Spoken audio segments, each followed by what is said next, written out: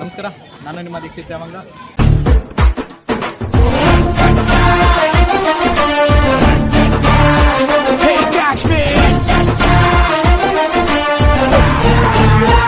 ಸದ್ಯಕ್ಕೆ ಇವನು ಮಾತಾಡ್ತಾನೆ ನೋಡ್ರಿ, ನಮ್ಮ ಹುಡುಗ ಮಾತಾಡಪ್ಪ. ಪೇಪರು ಒಂದು ಸ್ವಲ್ಪ ಭಾರಿ ಟಫ್ ಇತ್ತು.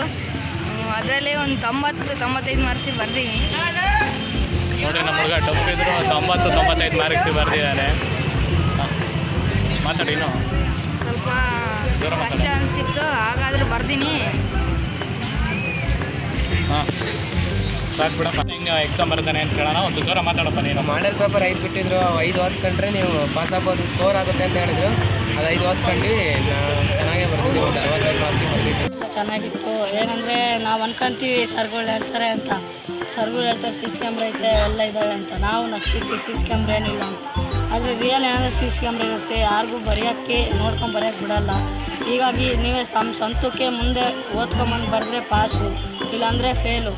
ಪಾಸ್ ಆದರೆ ಕಾಲೇಜು, ಫೇಲ್ ಆದರೆ ಇಲ್ಲಿ ವಡ ಪೂರಿ ದೋಸ. ಹೆಂಗೆ ಬರ್ದಿದ್ದಾರೆ ಅಂತ ಕೇಳೋಣ ಬಂದು. ಪೇಪರು ಒಂದು ಜೋರ ಮಾತಾಡಪ್ಪ. ಪೇಪರ್ ಫುಲ್ ಈಸಿ ಇತ್ತು, ಮತ್ತು ಪದ್ಯ ಒಂದು ಸ್ವಲ್ಪ ಟಫ್ ಇತ್ತು. ಇನ್ನೆಲ್ಲ ಈಸಿ ಇತ್ತು, ಅಷ್ಟು ಬರ್ದಿದ್ದೀವಿ. ಸ್ವಲ್ಪ ಮುಂದೆ ಇನ್ನೆಲ್ಲ ಕರೆಕ್ಟಾಗಿ ಬರ್ದಿದ್ದೀವಿ. ಈಸಿ ಇತ್ತು ಅನಿಸುತ್ತೆ, ಫುಲ್ ಈಸಿ ಇತ್ತು, ಆದರೂ ಚೆನ್ನಾಗಿ ಬರ್ದಿದ್ದೀವಿ. ರಿಸಲ್ಟ್ ಏನಾಗುತ್ತೋ ನಮಗೂ ಗೊತ್ತಿಲ್ಲ. Thank you. ಇಲ್ಲಾದರೂ ಅದೇ ಒಂದು ಬೇಜಾರಾಗಿತ್ತು.